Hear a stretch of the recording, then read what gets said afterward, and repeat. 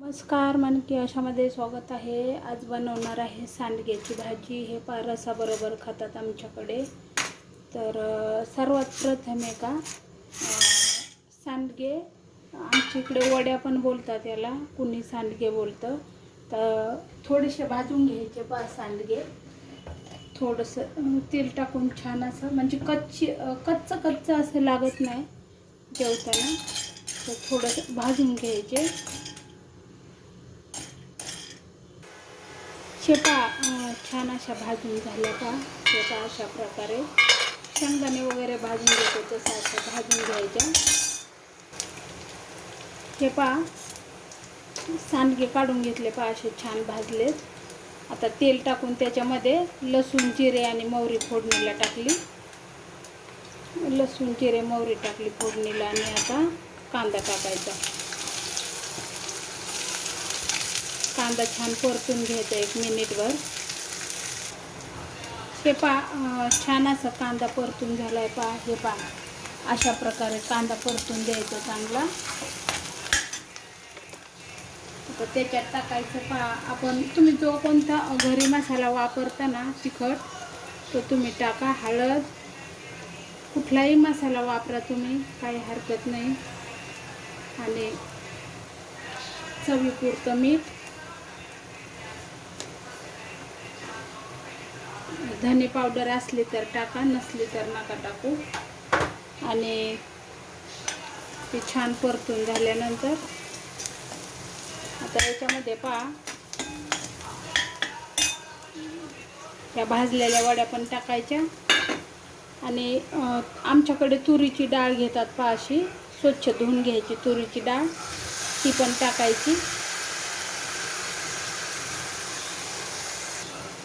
आणि हे शिजवण्यासाठी चांगलं पाणी टाकायचं.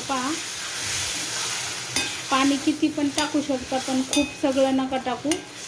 चांगलं मऊ शिजतील सांडगे आपले, त्याप्रमाणे पाणी टाका. एकदम सुकी भाजी करायची असेल तर थोडं टाका. आणि थोडी ओलसर असं करायची असेल तर थोडंसं जास्त टाका.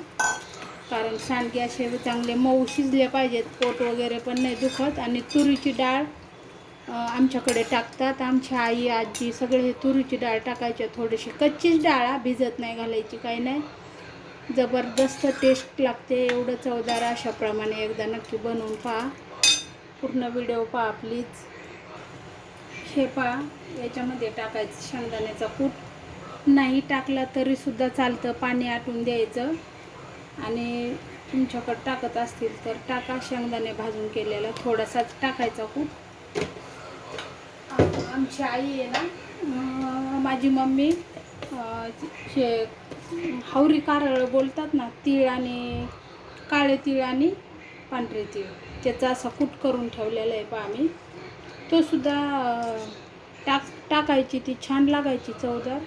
मी पण थोडंसं आपलं टाकते, उगाच काहीतरी थोडंसं टेस्ट आपल्या चवीला बघते टाकून.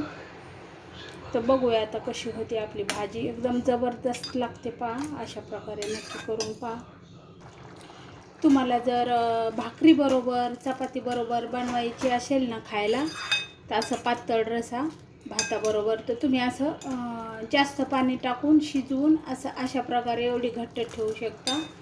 खूप भारी लागते. पण आता आम्हाला नुसतं तोंडी लावण्यासाठी रसाबरोबर करायचे, तर आम्ही हे पाणी आटून देणार सगळं आणि थोडं सुकी करणार. आता याच्यावरती झाकण ठेवायचं. 5 मिनिटामध्ये छान अशी भाजी शिजून निघते. हे सगळं पाणी आटलं आणि अशी जबरदस्त भाजी झाली आहे.